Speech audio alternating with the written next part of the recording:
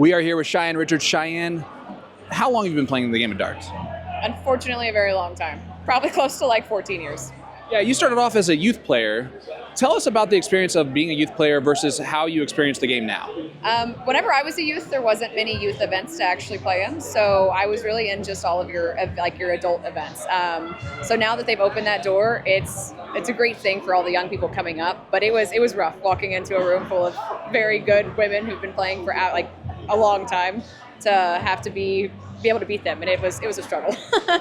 Now that you've had a year of experience with the CSI, do you feel like you're a little bit more comfortable this year heading into that room with the top 16 female players in PPD?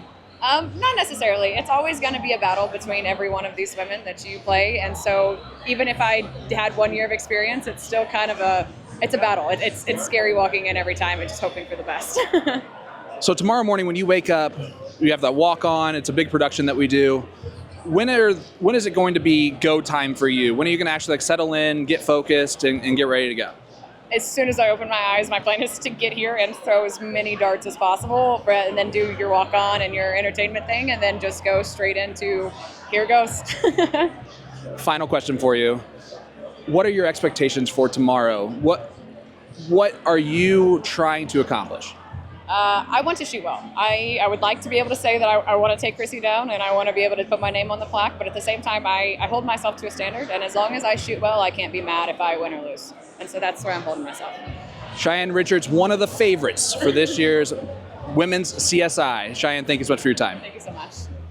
We are here with Wisconsinite, Matt Graff. Matt, where are you from in Wisconsin? About a half hour south of Green Bay in Manitowoc. Tell us what you do in the dart community, because you help out with a lot of different things. I try to just do as much as I can to help out everybody, but I'm a vendor operator, dart league coordinator for the Manitowoc area.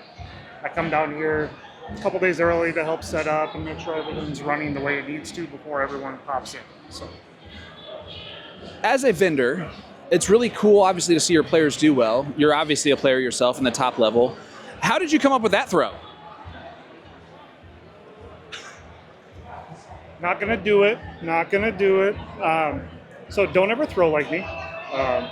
As you say on every single stream ever. I'm sorry, it's part of my job is to warn everybody that while the results are great, you're the only person in the world that can do that with that throw.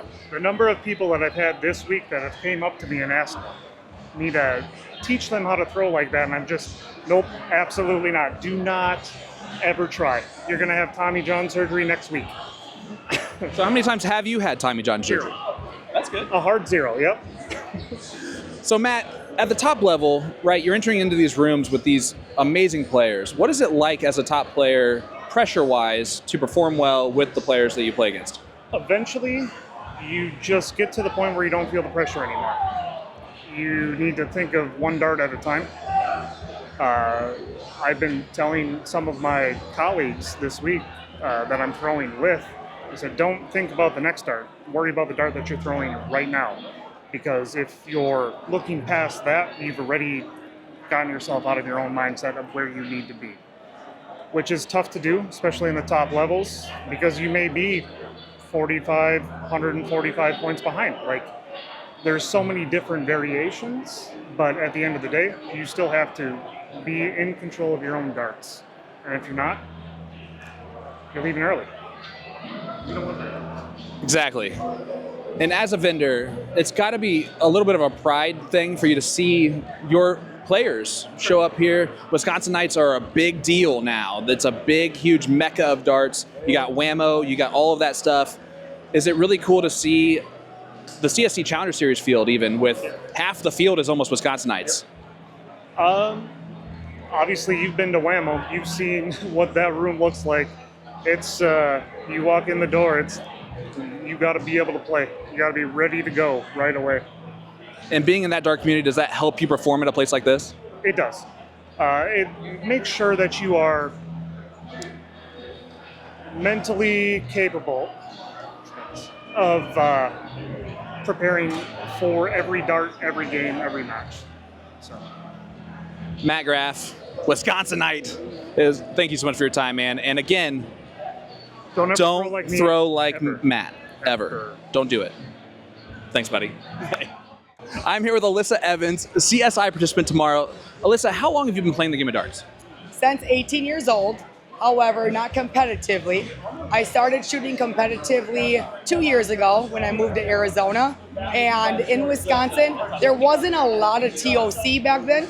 It was a lot of in-house leagues. So probably about 4 years ago, I started playing more TOC with some friends back home. And then when I moved to Arizona, that's all that we've ever played. So competitively 2 years ago. I hate you so much for only playing darts for 2 years and already being as good as you are, and you continuously get better, right?